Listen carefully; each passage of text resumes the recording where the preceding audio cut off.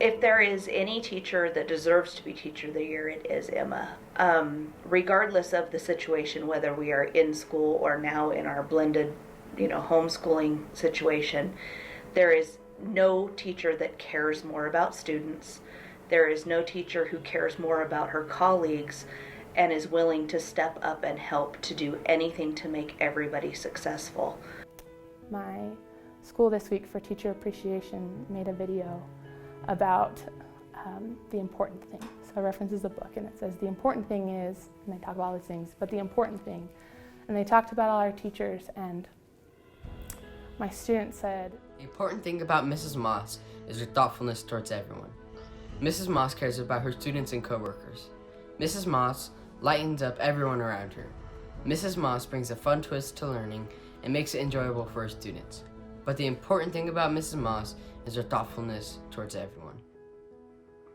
And that really hit me, that I think above all those things, it's that quality of, I don't know, I don't really think about what I'm doing necessarily. It's more just like, I think about how can I make a difference for somebody else? How can I make it easier? How can I make Melinda, she's across the hall, how can I help find a strategy so she can teach in small groups? Or how can I help support her with Canvas? Or how can I help the teachers in my building go on to online learning? And I taught a course on Canvas 101. How can I do that? And I think ultimately, besides all the things I'm doing, it's that quality that I'm thoughtful, and I really care about those that I work with. I love my students. I love them dearly. I miss them a lot right now. One of them came to the door and brought cookies this week, and I was like, how did you get so big? You grew like 2 feet.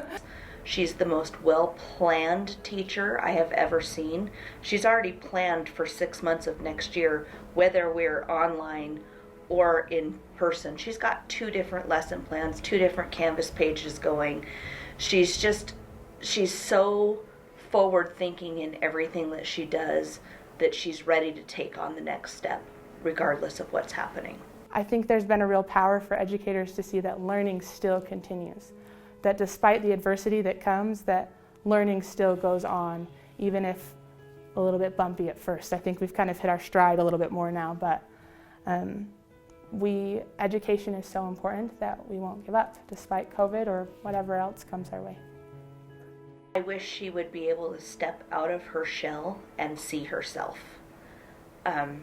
She's always that person who is willing to say, yes, I can do that. I would like to help with that.